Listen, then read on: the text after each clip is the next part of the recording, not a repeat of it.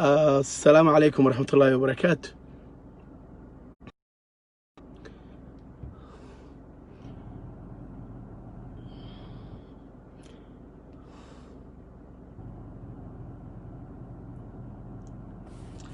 السلام عليكم ورحمة الله وبركاته. قلب وناكسن والله الوايد السلام يا ميلا شوكتان أدون كدع الذيسا وحا آدي أو آدي أن كأمس وايي أو أن كتشوق وايي قصة حنون كبدن مقدشة كدعضي لقصو شيء دقمة هذن إن قبر يره oo nolol u baahan oo la soo tarbiyay oo la soo koriyay oo stage-kii ugu waxbarashadeeda soo gaartay la ii sheegay inay ku jirtay boqolkii qof ee ugu waxbarashada sareeyay gobolka Banaadir in ay u dhimato sidaas foosho xun inaguna aynu marxaati ka wadanahay meel aan joognaba Soomaaliyeey aad baan uga xumahay in gabar yar la kaxaysto hotel la tago la isticmaalo cisigeeda sharafteeda lagu tunto gabarnimadeedii la seejiyo haddana dabaqa nobody deserves that cid istaahisha inay sidaa u dhimato walaalayaal ma jirto gabadha yartaa waxaa looga fadhiyaa oo berri ka maalin marxaati ka noqonaya haddaysan cadaaladeeda raadin qof walba oo Soomaalidu waa iskala xigtaa ee kuwa gobolka Banaadir jooga kuwa degmada hodan degan waxa la sheegay inay meesha hotel tahay waxaan dawladda ka codsanaynaa inay hotelkaas mas'uuliyadiisa la wareegaan hotelkaas kulligiis in dawladdu la wareegto inta baaritaan ka socdo waxaan maqlayaa in shakhsiyaad la xiray waxaan rabnaa in hotelkaas dawladdu ay la wareegto oo baaritaan la sameeyo qolqol loo galo every single room la baaro inta investigation ku socdana hotelka ay dawladdu gacanta ku hayso gabadha yartaa ee la dilay ee sidaa loo bahdilay ee cisigeedii sharafteeda lagu tuntay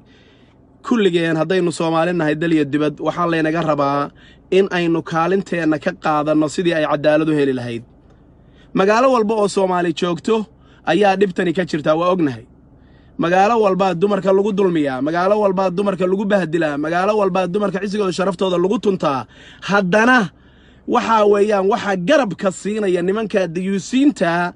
ee fuxshka oo islaamnimada ka fogo dayuusiinta waxa weeyaan qabiil iyo qurun iyo oday nabadoon sheeganaya iyo dad aan ilaahay iyo aakhiro toona aan waxa weey wanaag ka sugayn weey meel walba ka dhacdaa waxa weeyaan absolutely lama yeeli karo lama qaadan karo wax lagu farxi karo maaha inay gabadha yarta cadaalad weydo waxa sidoo kale arkayay baroor diiq qoyskeedii hoose ay sameynayaan oo magaalada Daynila lagu sameeyay I think inay gabadha yarta Daynila ka soo jeedo waalidkeeda oo banaanka fadhiya tacsiidi u fadhiya murugay xun aad qulubtoodii qalbigooda oo dhan u jabay ilmaha yarka ee la soo barbaariyay ee waalidku soo korsadeen ee halka la soo gaarsiiyay oo magaca iyo masabkii ugu dambeeyay raadinaysay wax baranaysay oo ninka dayuuska intuu gurigeedii iyo magaaladeedii xaafadeedii meeshii deganeed ka kaxaystay hotelka la sheegayo geystay ka tuuray inay meesha hotel tahay inay guri tahay iyo inay xaafad tahay ma kala garanayo laakiin absolutely waxa weeyaan wax la qaadan kara maaha wax la yeeli kara maaha waxaanu joognay meelo badan oo sidaan oo kale inta dumarka loogu dulmiyo haddana aan loo raadin oo odayaal iyo qabiilo iyo niman ma qaadan karno ma yeeli karno waxa weeye waxaan ogolaan karna maaha ilaahay daacadiis maaha marxaati kama noqonayno ma yeeli karno in ay haddii alla ka raali noqdo walaasheen ay sidaan xaaladeedu ku dambayso walaalayaal waxaan idinka dalbanayaa qof walba oo islaam qof walba oo Soomaaliya qof walba oo hooyo la dhashay qof walba oo gabar la dhalatay qof walba oo gabar dhalay qof walba oo gabar qaba walaalayaal inuu videogan share gareeyo gabdhaheena haddayna sidaan ugu xanuunsan ma yeeli karno waxa weeye meel walba gabdhaheena lagu dulmiyaa garoway ka dhacday oon joogay oo marxaati aanu ka ahayn gabar xaasa inta lagu dulmiyay oo gurigeedu la tagay oo muxuu ahaayay toole cisigeedii sharafteeda lagu tunto oo la kufsaday baa la dilay wali hawsheedii waa socotaa oo wax ka soo dhalaalay ma hayno cadaalad وحويان جودهان محا judicial systemka Puntland iyo maxkamadda cadliga ee gobolka Nugaaleed tarcafaanka iyo maxkamad sare waxaan ka dalbanaynaa inay u cadaalad sameeyaan hodan shanlayste waxaan sidoo kale hadda dhacday gabar yar oo waalan sidaas oo kale gurigeedii meel aan ka fogeyn in lagu faraxumeeyay markii la faraxumeeyo la isticmaalayna jirkeeda oo dhan la googooyay aan ogaahay in labadii qof ee dhibta geysto dad waaweyn midkood xiran yahay kii kalena lagu raad joogo insha Allah waxaan rajaynaynaa gabshaare yaray iyaduna inay cadaalad hesho Muqdisho waa magaalo weyn waa magaalo caasimada waa magaalad aan garanayo micnaha ay leedahay waa magaalad aan ku kalsoonahay dadkeeda shacabkeeda iyo mujtamaca degan oo dad aad iyo aad wanaagsan oo wanaag lagu yaqaan waxaan dalbanaynaa in gabadhaas at least haddaan wax kale la tari karin dadka gobolka Banaadir jooga ama kuwa degmada hodan degan ay soo baxaan ay baroordiiq sameeyaan ay banaan baxaan haddii kale oo ayna waxaan ka xanuunsan oo aynan ka shalaayin oo in laamiyada aynan qabsan wallaahi billaahi tallaahi gabdhaheena sidaasaa loo wada gelaya waxaan inaynu dhibsanayno xanuunsanayno inaan diidayno waa inaan tusnaa dawladda maamul gobolka Banaadir oo Cumar Finish oo oday u yahay duqa magaalada iyo gudoomiyaha gobolkaba waxaan si xushmad iyo karaamo leh uga dalbanaynaa inuu hawshan iyada uu budriga u noqdo oo waxa weeye hawshan uu galo taliyaha booliiska iyo cid walba oo mas'uuliyadda gali karta taliyaha CID cid walba oo gobolka Banaadir joogta aanu dhiimayo madaxweynaha ra'iisul wasaare waxa weeyaan waxa jirta dabaqad baa jirta dawladdu leedahay hadda local government hawshan ay qusaysaa iyadaana ka waxaan magan uga nahay waxa weeyaan cidda degmada hodan gudoomiyaha degmada hodan taliyaha booliiska saldhigaas iyo waxa weeye duqa magaaladan u dirayna reexamar dadka reer Banaadirka waxaan leeyahay walaalayaal waa inaad u banaan baxdaan walaasheen waa inaad tustaan waxa weeyaan dulmi in lagu sameeyay waa in gabdhaha Soomaalida meel walba lagu baadilayo nimankan dayuusinta oo aan Ilaahay aqoonin oo sharafta lahayn oo karaamada lahayn oo xurmad gabdhaha ku sameeyo bahdilaya waa inaan la dagaalna waa inaan ka hoos horjeesana waa inaan tusnaa inaynan raali ka ahayn waxa lagu sameeyay xamdi iyo gabdhaheena kala oo dhan maalin walba gabar Soomaaliyeed baa qalad laga galaa maalin walba gabar Soomaaliyeed lagu xadgudbaa hadhowna waxa weeyaan ninkii rag buu yeeshaa saaxiib buu yeeshaa odayaal buu yeeshaa qabiil buu yeeshaa banaanka la soo dhigaa waa wax la isku dilo weeye gabadhaasi raggaasi hadday intay qoriyo qaataan ay laayaan nimankaas maxaa waajib weeye gabadhaas sida loo bahdilayo sida loo galay cisigeeda sharafteeda lagu tuntay oo farxadii ay rajaynaysay iyo maxaa toole noloshii quruxda badnayd ay hadda u bilaabatay dhaqan xumada lagu sameeyay waxa weeyaan marnaba kama gaas waxa weeyaan u dul qaadan mayno waa ka xanuunsanaynaa waa ka damqanaynaa waa ka hadlaynaa oo ma waa inaad hawshan ka damqataan waa inaad hawshan ka damqataan waa inaad hawshan ka dagaalantaan waa inaad hawshan waxa weeye inaan seexanin waa inaad laamiyada xirtaan waa inaad bisnisadiina xirtaan waa inaan iskuulada la aadin waa in degmada hodan baroordiiq la yaabo oon horey uga dhicin muxuu ahaayay toole gobolka Banaadir la sameeya walaal siyaasi markaa soo dhaweynaysan laamiyada oo dhan baa xirtaan ilaa ay raboodkaas safataan dulmi baa gabdhaheeni lagu hayaa gabdhaheeni iyo cisigeeni sharafta islaamnimada iyo wanaagii oo dhan baa lagu xadgudbaya waxaan waa inaan ka dagaalanaa waxaan waa inaan ka banaan baxnaa waxaan waa inaan dawladda tusnaa inaan shacabnahay awood leh ma yeelayno uma dul qaadanayno waxa weeye marnabana ma qaadan karno hawl noocaan oo kala gabdhaha waxaan maqli jiray meel walba waqalad waa laga galaa waa lagu farxumeeyaa laakiin in sidaan loo dilo wax la yeeli kara maaha shalay bay ahayd caasho gaalkacyo inta la farxumeeyay baa la dilay maantana waxa way gabadha yartaa baa sida loo galay nimanka waxa weeye dulmiga cidda samaynaysa waa in waxa weeyaan inagu aynu tusnaa wax kale haddaynaan tari karnayn waa inaynu tusnaa inaan ka xunnahay oo ka xanaaqsannahay oo inaan yeeli karin waa inaan tusnaa wey waa inaan bannaan baxnaa waa inaan hadalnaa waa inaan meediyaha qof walba oo Soomaali ah uu gabadha yartaa ku taageero sawirkeeda soo saaro qoraal tacsiyo uu soo diro waalidkeed waxa weeyaan uu qalbiga u dadejiyo gabadha Muqdisho waa gabadha Garowe waa tan Hargeysa waa Tagaarisa waa Kismaayo waa Jowhar haddaynan Soomaaliya sida isugu xirmin oo sida isugu damqan oo sidaas isugu calool furnaan waxa weeye waa qof baa leeno raadsanaya qof baa leeno dilaya dagaalka ka bilowda dumarka Soomaaliya ma dhamaado gabadha yartaayo cisigeeda sharafteeda lagu tuntay iyo qoyskeeda waxa weeye cilad kale keeni kartaa ma soo waxa garata marka intaysa dhibtu badanin waa inaynu afka ka qabanaa waa inaynu baxbaxnaa soo garan maysid waa inaynu waxa weeye haddii alla ka raali noqdo aynu banaan baxyo sameynaa waa inaynu dawladda cidda inoogu jirta la hadalnaa gobolka qof walba oo gobolka banaadir joogaahi waa inuu la hadlaa xildhibaankiisa waa inuu xildhibaankiisa barashar ku saara in hawshan wax laga qabto haddaan maanta la istaajin tan xamdi waa soconaysaa ogaada gabar walba oo gobolka banaadir joogta dhibtaan qabsanaysaa oo gobolka banaadir joogta dhibtaan qabsanaysaa marka intaysa gurigaaga imaanin walaalayaal waa inaan ka dadaalno waa inaan ka inaan laamiyada istaagno waa inaan baroordiiq samayno waa inaan weer xiraanno gududan waa inaan xamdi u dagaalanno xamdi waa inaan u dagaalanno walaalayaal waxaan wax la qaadan kara mala waa ihaano wey dabaqa baa laga sutuuray maxay tahay qofka noocaas inta la bahadilay oo qol lala galay oo la kufsaday oo gabarnimadeedii virginitygeedii la dhaafiyey haddana dabaqa laga tuuray maxay tahay waxaas xaggee joognaa meesha miyaysa Soomaaliya ahayn meesha miyaysa Muqdishada naqaanayo raxmadda badnayd oo naxariista badnayd oo khayrka badnayd oo dariskii ehelkii xigtada lahayd ahayn goorma Muqdisho isbedeshay goorma sidaa noqotay dadkan meesha jooga dadkii hore ma aha miya ma dad cusub baa meesha soo degay dadkaan naqaanay ma joogaan miya gobolka banaadir caasha lillahi waxa way wax la qaadan kara maaha wax la yeeli kara maaha wax laga xumaado weeye wax laga xumaado weeye qofkii damiirkiisu qoyan yahay oo islaama waxa weeyaan hawshan uu dhibsanaya anu aabaanahay gabdhahan leeyahay gabdhahaygana ma rabo inay sidaan oo kale ku dhacdo marka waxa weeye at least hadaan wax kala tari karin waa inaan ku taageero kaliya codkayga oo iraahdo waxaan waa ka soo horjeedaa waa diidanahay ma rabo xamdi waxa ku dhacay walaalo waxay qabsanaysaa gabar walba oo Soomaaliya meeshay doonto adduunka ka joogto aan u banaan baxno aan u soo baxno aan ka dagaalanno aan dhibtaan meel walba ka sheegno wax la yeeli kara maaha wax la qaadan kara maaha soo waxa garata maaha dulmigaani waa inaynu walaalayaal aynu ka hor dhimaadnaa inaynu diidno wey qof walba wax garanaya waxaan samaynaya qof walba oo wax garanaya ayaa isku dayay inuu walaasheen taageero intaan waxba garanayn kuwa dulmiga sameeyay kuwa alkuliistayaasha kuwa dumarku ay macna u lahayn baa waxaan soo dhaweynaya hadduu damirkiisu qoyan yahay uu wax wanaagsan guri wanaagsan yahay waxa laga rabaa inuu hawshan diido inuu waxa la rabaa ridiyo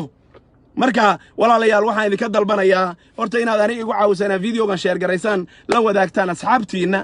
ma garatay si codkaygu uu u gaaro oo marxaati qof walba islaam uga noqdo xabiib inuu hawsha iyada ka soo horjeedo ka xun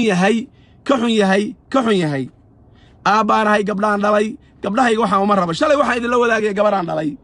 oo quraanka dhamaysay waxaan walaalaha iyo asxaabtay saaxiibaday weydiisanayay inay igu soo duceeyaan marka gabadhayda iyo gabadhaan waa isku mid weeye hooyaa wada dhashay 9 bilood soo siday soo tarbiyaysay muxajabad bay ahayd nin eeyah nin dayuusa nin aan ilaahay aqoon baa khiyaamay wuxuu sheegay ma naqaan laakiin khiyaamay oo gabadhaas u sahlay inay muxaayatoola meesha tagto dantiisii maruu ka gaaray isaga iyo 6 kale dayuus ayaa darbi ka tuuray waxa weeyaan nimankaasi waxay istaayilaan in public maxkamad lagu saaro oo haraf downtown Muqdisho wadada Makal Mukarrama lagu daldalay istaayilaan haddii aynaan sidaa yeelin walaalayaal gabar walba oo Muqdisho ama Banaadir inoo joogtaahi waxay sugaysaa xanuunkaas iyo dhibtaas see gabdhaha loogu dirsanayaa see gabdhuhu u soo adeegayaan see gabdhuhu iskuul aadayaan see gabdhuhu wax u baranayaan see gabdhuhu nolol u haddii alla karaali noqdo waa ka xumahay arono dad baa soo wacaya fadlan koolkayga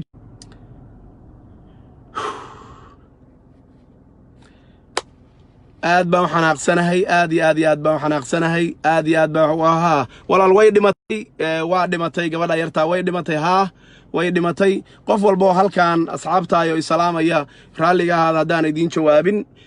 wasiir Caldhuux iyo dad badan oo khayr badan baan u jeedaa islaamaya waa idin salaamaya aniguna aad baan niyad xumahay caloosho dhan bay xanuunaysa ciil baa haya dulmigaas aan u jeedaa maalin walba gabar Soomaaliyeed lagu sameeyay magaalo Soomaaliyeed ma garatay halkaanaanu kuwa badan joognay ogeyn dhibta iyo silca iyo rafaadka ay u dhimanayaan oo lagu dilayo ilaahay waxaan ka dalbanaynaa inuusan noo qaban ilaahay waxaan ka dalbanaynaa inuusan noo cadaabin oo nagu dhibaatayn dulmiga gabdhaheena lagu hayo meel walba Soomaaliya aad baan uga xumahay aad baan uga xanuunsanayaa aad bay ii dhibaysaa waxaan codsanayaa walaalaha Muqdisho jooga oo nooga dhow oo hawshan xogogaalka u ahi inay baroordiiq u sameeyaan walaasheen oo ay soo baxaan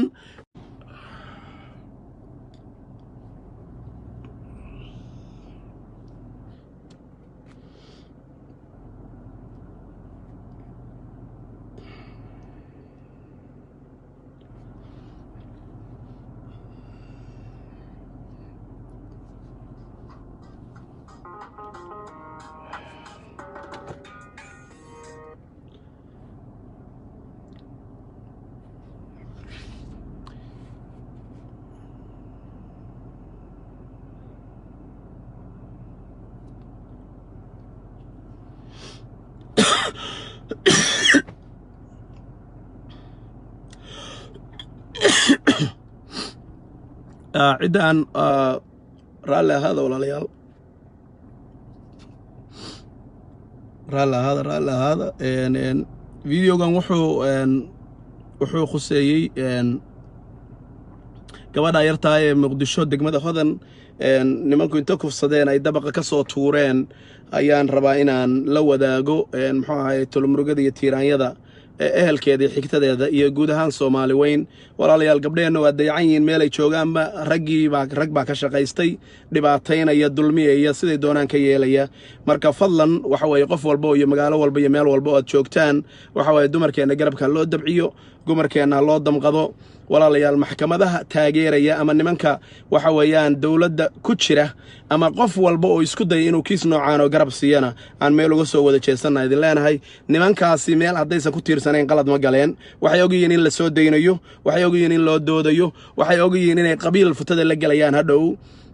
waana ogaan doontaan nimanka dhibaateeyay walaasheen Xamdiyaray Allah u naxariisto berri bay qabiil yeelanayaan iyadoo la wadwado oo dad u doodayaan niman fiican weeye masaajidka ku jireen la lahaa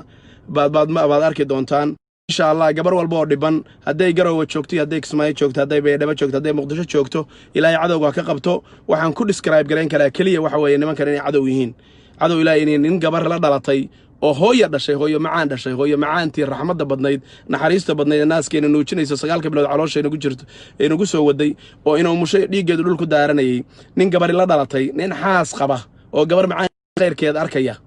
fiiri dumarku jikadii bay kaaga jiraan oo ka xigaana waa kulayl ubadkaagii bay hayaan oo waa kulayl shahwadaadii bay hayaan oo waa kulayl ninka intaas garan waaya waxa weeye de wuxuu yahay ma garan karo waa bini'aadam ma wax xoolo way waxa weeyaan gabar bay la dhalatay gabdho badan bay la dhashaaniga waa jecla walaalahay aad baan u jecla afar gabdhood baan leeyahay saddexnood America joogaan iyo gabar Soomaaliya joogta aad iyo aad baan u jecla gabadhayda uma rabo xumaato iyo dabdaro aba wanaagsan baan isu arkaa iska dayaa inaan iska dhigo mar walba in role model noqdo marka ma yeeli karo nin kale gabadhiis iyo walaashiis iyo xaaskiis in qalad laga galo sidaas ay ugu khasabtay inaan videogan duubo waa ka xumaay waa ka tacsiyeynaya Xamdi qof walba inuu fikirkan ila qabo baan aaminsana inteedo fiican dadka Soomaaliya xoogooda dad wanaagsan walaalayaal waxa way aan ka xanuunsano dad badan baa soo qoraya Garowe ka hadal Garowe dawladda iyo maamul system baa ka jira waa ku kalsoonahay caasho cadaaladda heshay waad aragteen Hodan shanlaysana waa helaysaa insha Allah Hodan shanlaystana waa helaysaa insha Allah bishaarana waa helaysaa hal mid ogaada Puntland waa meesha kaliya ee Soomaaliya kufsi intuu ka dhaco qofkii la soo qabto oo la maxkamadeeyo waa ku kalsoonahay in ay cadaalad heli doonaan Hodan shanlayste nimankii dhibaateeyay inay cadaalad mari doonaan waana ku kalsoonahay bishaaro nimankii dhibaateeyay oo mid lahayo kale lagu raadjo inay cadaalad heli doonaan marka inaan ka hor dhaco ma rabo laakiin waxa weeyaan inaan ka hor dhaco ma rabo laakiin waxa weey xaqiiqatan waxa weey gabadhan yartaa oo hawsheeda maanta ay cusub tahay waxa weeyaan lagama aamusi karo waxaana geliyay oo hawshaana geliyayna waa sidaa weeye qofkii uu arkay in laga aamuso la qarqariyo la dadaboolana hadaaday ku taal laakiin ani personally xaasha lillahi waxa weeyaan waxaan rajaynayaa nimanka qaar baa la qabtaa la yiri dawladda iyo maamulka systemka gobolka Banaadir oo ku faraxsanahay gudoomiye Cumar Finish iyo gudoomiyaha degmada Hodanba waxaan si xushmad looga codsanayaa hawshaan inay safudaysan waxa weeye ragaas iyo leadku oo dhan la maro waxa weeye laga warkeeno wax laga qabto la soo xiro nimankaas cadaaladda la keeno insha Allah qof walba Soomaaliyan uu arko meesha ay dileen iyagana in la dilo way waqti badan inaan ka dhumiyo mar rabay Soomaaliyay waxa weeyaan intaas baan idin la wadaagi lahaa qofka duusan xaasid ahayna wax walba xanuuna waa inuu ka damqado way waxa weeyaan Ilaahay uu naxariisto waxaan halkan ka salaamayaa ehelka iyo xigtada dhow ee gabadhaas ardadii iskuulka la dhigan jirtay saaxiibadii asxaabaha ahaayeen oo garanaya wanaageed iyo khayrkeeda iyo waxa weeyaan qof walba oo Soomaaliya Muqdisho degan waa u tacsiyeynaya Ilaahay waxaan leeyahay cadowga ha ka qabto dumarka Soomaalida Ilaahay dumarka Soomaalida ha u hiiliyo Ilaahay dumarka Soomaalida ha quweeyo Ilaahay dumarka Soomaalida kor ha ka dhigo Ilaahay dumarka Soomaalida micnahooda hayna dareensiiyo walaalkeen Xabiib Faarax way salaamu calaykum wa rahmatullahi wa barakaatuh